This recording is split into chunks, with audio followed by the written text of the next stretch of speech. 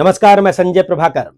मुसलमानों के खिलाफ कट्टर नजरिया रखने वाले अमेरिकी राष्ट्रपति डोनाल्ड ट्रंप के खुले विरोध के साथ साथ ट्रंप एरा आइडेंटिटी पॉलिटिक्स और मुस्लिमों की अमेरिका में एंट्री को लेकर चली बहसों के बावजूद 1 जनवरी 2026 यानी साल के पहले दिन, आज ही के दिन आधी रात के ठीक बाद न्यूयॉर्क सिटी ने इतिहास रच दिया, क्योंकि इसी दिन, आज ही के दिन, जोहरान ममदानी, नाम फिर से सुनिएगा, जोहरान ममदानी ने न्यूयॉर्क सिटी के मेयर के तौर पर शपथ ग्रहण कर लिया और वो न्यूयॉर्क शहर के पहले मुसलमान यानी मुस्लिम मेयर बने। यही नहीं, पहले दक्षिण एशियाई मेयर भी बन गए। अब जोहरान ममदानी सिर्फ एक नाम भर नहीं रह गए हैं। क्यों? बहुत ध्यान से सुनिएगा, क्योंकि अब समूची दुनिया के लिए यह नाम एक मैसेज है कि लोकतंत्र में जनता की जिंदगी का दर्द उसे वोट में बदल सकता है, और यही वह बात है जिसे हम इकोनॉमी ऑफ लाइफ कहते हैं। इस वीडियो को बहुत ध्यान से सुनिएगा, क्योंकि बहुत जरूरी बातें हैं इसमें। आखिर लोकतंत्र में जनता की जिंदगी का दर्द क्या होता है? उन्हें आम जनता कैसे वोट में बदलकर सब कुछ पलट सकती है? ममदानी कौन है? उनके माता पिता कौन है? उन्होंने अमेरिकी नागरिकता कब ली? चुनाव कब हुए? किसने और कितने वोट हासिल किए? कौन दूसरे नंबर वाले उम्मीदवार कौन थे और तीसरे कौन? क्यों हार गए वो? और साथ ही यह भी जानेंगे, समझेंगे कि ट्रंप मुसलमानों के खिलाफ क्यों कहे जाते हैं, क्यों माने जाते हैं। उनके फैसलों के इतिहास को सही तथ्यों के साथ सामने रखकर सबसे पहले न्यूयॉर्क की मीडिया से शुरुआत करते हैं। सुनिएगा ध्यान से, क्योंकि जोहरान ममदानी की जीत को अमेरिका के बड़े अखबारों और चैनलों ने बड़ी गंभीरता और राष्ट्रीय महत्व के साथ कवर किया है। देखिए, द वॉशिंगटन पोस्ट ने अपनी रिपोर्टिंग में इस जीत को अमेरिकी शहरों में मुस्लिम और प्रोग्रेसिव राजनीति के बढ़ते प्रभाव के तौर पर देखा, और द न्यूयॉर्क टाइम्स ने अपने विश्लेषण में इसे न्यूयॉर्क सिटी के लिए एक ऐतिहासिक और परिवर्तनकारी राजनीतिक क्षण बताया है।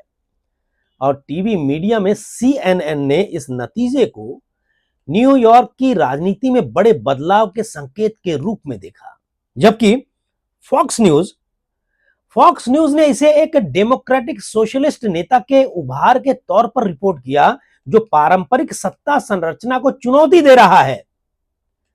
जोहरान ममदानी 34 साल के हैं और क्वींस न्यूयॉर्क से स्टेट असेंबली के मेंबर रह चुके हैं, और वे डेमोक्रेटिक पार्टी के भीतर डेमोक्रेटिक सोशलिस्ट माने जाते हैं। और देखिए, affordability, housing, transit, rent freezes, economic justice और वर्कर्स राइट्स जैसे मुद्दों को वो हमेशा सामने लेकर नजर आए हैं। उनका जन्म 1991 में युगांडा के कंपाला में हुआ। उनके पिता है महमूद ममदानी, जो अफ्रीकन स्टडीज और पोस्ट कॉलोनियल पॉलिटिक्स के मशहूर विद्वान रहे हैं, और उनकी मां है मीरा नायर। इस नाम को तो आप जानते होंगे, परिचित होंगे, जिनकी पहचान सिर्फ एक फिल्म मेकर के तौर पर नहीं है, बल्कि सलाम Bombay, Mississippi masala, monsoon wedding, the namesake और क्वीन ऑफ कटवे जैसे फिल्मों के जरिए सामाजिक यथार्थ, पहचान और प्रवासी जीवन की कहानियों को दुनिया के सामने रखने वाली निर्देशक के रूप में जानी जाती है। और देखिए, ममदानी की फैमिली, जो मेरे रिसर्च में जो सारी बातें आई हैं, फैक्ट्स मैं आपके सामने रख रहा हूं, ऑनलाइन जो मैंने रिसर्च किया है। ममदानी की फैमिली जो है 1999 में न्यूयॉर्क सिटी आई। उन्होंने पब्लिक स्कूल सिस्टम में पढ़ाई की, बाद में बॉर्डन कॉलेज से ग्रेजुएशन किया और ग्रास रूट्स ऑर्गेनाइजिंग के जरिए राजनीति में आए। आगे सुनिएगा, बड़ा इंटरेस्टिंग है मामला। उन्होंने 2018 में, आज से ठीक करीब समझ लीजिए 7 साल पहले, उन्होंने 2018 में अमेरिकी नागरिकता ली, अमेरिका के सिटीजन बने। मतलब आज से ठीक 7 साल पहले, यानी वे नेचुरलाइज्ड यूएस सिटीजन हैं। अब चुनाव की बात करते हैं, मेयर वाले चुनाव की बात करें तो 4 नवंबर 2025 को, अभी से करीब 2 महीने पहले ये चुनाव हुए। न्यूयॉर्क सिटी मेयर चुनाव में ममदानी को करीब 50.7% वोट मिले, यानी 50.7% वोट्स मिले, जबकि दूसरे नंबर पर जो थे एंड्रियो कुओमो, इस चुनाव में इंडिपेंडेंट पार्टी से लड़े थे, यानी इंडिपेंडेंट कैंडिडेट के तौर पर उन्हें करीब 41.3% वोट मिले। और तीसरे नंबर पर रिपब्लिकन पार्टी के उम्मीदवार कर्टिस लाइवा थे। और ममदानी ने दूसरे नंबर में जो कुओमो थे लड़ाई में, इस चुनाव में उनको करीब करीब 2 लाख वोटों से हराया। ये बहुत बड़ा अंतर है। 1 जनवरी 2026 यानी आज के ही दिन आधी रात को न्यूयॉर्क के अटॉर्नी जनरल जो हैं उन्होंने उन्हें शपथ दिलाई और उन्होंने कुरान पर हाथ रखकर, जोहरान ममदानी ने कुरान पर हाथ रखकर ओथ लिया, जो अपने आप में न्यूयॉर्क की डाइवर्सिटी का प्रतीक बन गया। ये तस्वीरें आप देख सकते हैं ऑनलाइन जाकर। इस शपथ का एक और प्रतीकात्मक पहलू यह रहा कि यह सिटी हॉल के नीचे स्थित पुराने और अब बंद हो चुके सबवे स्टेशन में हुई, जिसे ममदानी ने पब्लिक ट्रांसपोर्ट और वर्किंग क्लास न्यूयॉर्क की पहचान से जोड़कर देखा। यानी कि आम आदमी की तकलीफ, आम आदमी से जुड़ाव की बात देखिए। और उसी दिन यानी इसी दिन एक सार्वजनिक सेरेमनी और सेलिब्रेटरी गैदरिंग की भी योजना रखी गई, ताकि यह संदेश जाए पूरे देश और दुनिया में कि सिटी हॉल सिर्फ एलीट क्लास का नहीं बल्कि आम लोगों का है। अब सबसे अहम सवाल कि ट्रंप जो हैं मुसलमानों के खिलाफ क्यों माने जाते हैं, तो इसके पीछे 2 कारण नजर आ रहे हैं। पहली वजह यह है कि उनके अपने बयान और दूसरी उनकी नीतियां। दिसंबर 2015 में राष्ट्रपति पद के अभियान के दौरान, चुनाव के लिए जो अभियान शुरू किया था उन्होंने, उस दरमियान ट्रंप ने total and complete shutdown of Muslims entering the United states ऐसी लाइन कही थी, जिसे उस समय अमेरिकी मीडिया और सिविल राइट्स ग्रुप ने व्यापक तौर से इस्लामोफोबिया के उदाहरण के तौर पर देखा था। याद कीजिए, वो दिन बहुत पुराना नहीं है, मुश्किल से 10 साल हुए हैं। और राष्ट्रपति बनने के बाद, यानी कि पहली बार जो वो राष्ट्रपति बने थे, राष्ट्रपति बनने के बाद 27 जनवरी 2017 को ट्रंप प्रशासन ने एग्जीक्यूटिव ऑर्डर जारी किया था, जिसके तहत 7 मुस्लिम बहुल देशों के नागरिकों की अमेरिका में एंट्री पर बैन लगा दिया गया था, जिसे पूरी दुनिया में मुस्लिम ट्रैवल बैन कहा गया। याद कीजिए, इसके खिलाफ अमेरिकी एयरपोर्ट्स पर प्रदर्शन भी हुए थे, अदालतों में मामले गए और आलोचकों ने कहा कि इससे कई परिवार भी टूटे हैं, शरणार्थियों को रोका गया और मुस्लिम समुदाय के खिलाफ इंस्टीट्यूशनल डिस्क्रिमिनेशन को बढ़ावा मिला। जबकि ट्रंप प्रशासन का तर्क यह रहा कि यह कदम नेशनल सिक्योरिटी और टेररिज्म प्रिवेंशन के लिए जरूरी है। और बाद में ट्रैवल बैन के संशोधित जो वजह आई, उसको अमेरिकी सुप्रीम कोर्ट से सीमित वैधता भी मिली। सीमित वैधता मतलब उसको अदालत ने, सुप्रीम कोर्ट ने माना भी, जिससे ट्रंप समर्थकों ने कहा कि यह धार्मिक नहीं है बल्कि सुरक्षा आधारित नीति है, यानी कि मुसलमानों की एंट्री पर बैन को लेकर। लेकिन जो क्रिटिक्स हैं, जो आलोचक हैं, उनके मुताबिक इसका असर साफ तौर पर मुस्लिम समुदाय पर डिस्प्रोपोर्शनेट पड़ा और इसी वजह से अमेरिकी मुस्लिम समुदाय और प्रोग्रेसिव वर्ग जो है, प्रोग्रेसिव क्लास, ट्रंप की राजनीति को हॉस्टाइल मानता है। अब इसी बैकग्राउंड में ममदानी, जोहरान ममदानी की जीत को समझिए गौर से।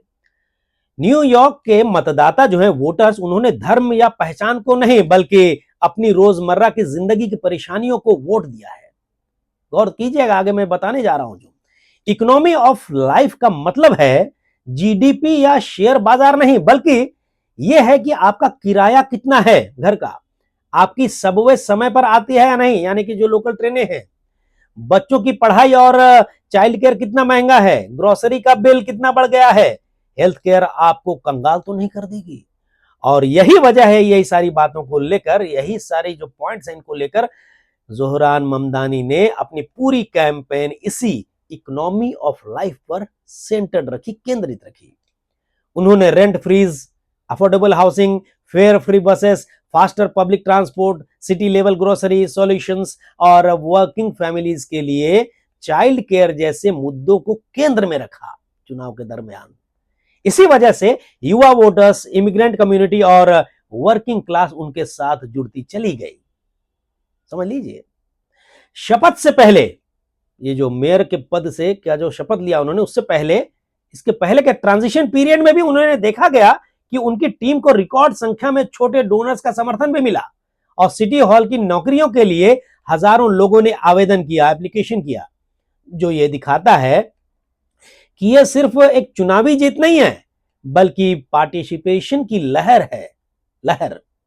और इस जीत का पहला असर डेमोक्रेटिक पार्टी के भीतर दिखेगा, ऐसा लग रहा है मुझे। जहां प्रोग्रेसिव बनाम सेंट्रिस्ट की लड़ाई, प्रोग्रेसिव बनाम सेंट्रिस्ट की लड़ाई और तेज हो सकती है। और दूसरा असर देखिए क्या हो सकता है कि व्हाइट हाउस और न्यूयॉर्क सिटी के रिश्तों पर पड़ेगा असर, क्योंकि ट्रंप प्रशासन है वहां पर, पूरे अमेरिका में, व्हाइट हाउस में, और जोहरान ममदानी की राजनीतिक वैचारिक रूप से ट्रंप के खिलाफ है, यानी आमने सामने खड़ी है। लेकिन टकराव के साथ साथ बातचीत भी होगी, क्योंकि न्यूयॉर्क को फेडरल फंडिंग चाहिए। और देखिए, भारत अमेरिका रिश्तों की बात करते हैं आप कि जोहरान ममदानी के मेयर बनने से भारत और अमेरिका के बीच रिश्ते को लेकर क्या असर पड़ सकता है, कुछ बहुत गौर से सुनिएगा।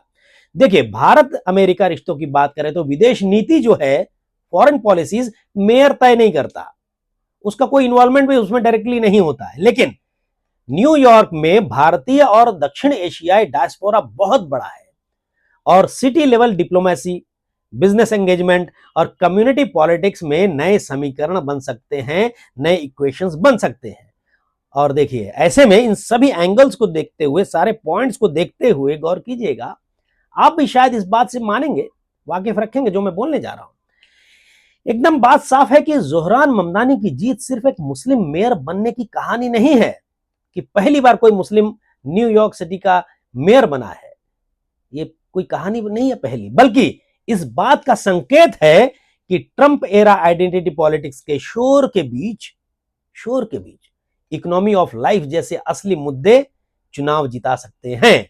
लेकिन असली परीक्षा अब शुरू है, क्योंकि अब सवाल यह भी होगा कि क्या यह इकोनॉमी ऑफ लाइफ सिर्फ भाषणों में रहेगी या सच में न्यूयॉर्क के किराए, ट्रांसपोर्ट, किराने यानी कि रोजमर्रा की जिंदगी की चीजें, खाने पीने की और चाइल्ड केयर को लोगों के लिए आसान बना पाएगी या नहीं, अब जो सत्ता आएगी। और न्यूयॉर्क सिटी ने यही सवाल पूरी दुनिया की राजनीति के सामने भी रख दिया है कि भाई देखिए, असली राजनीति ये है, मुद्दे ये है, इससे जो है सत्ता पलट सकती है। ट्रंप जैसे राष्ट्रपति भी अगर सीधे तौर पर मैदान में उतर कर खिलाफत में आ जाएं कि भाई जोहरान ममदानी नहीं जीतने चाहिए, तो नहीं, वहां के लोगों का पूरा साथ मिला और जोहरान ममदानी इतिहास रच गए। तो इस वीडियो पर जो है आप अपनी राय जरूर दीजिएगा। नमस्कार।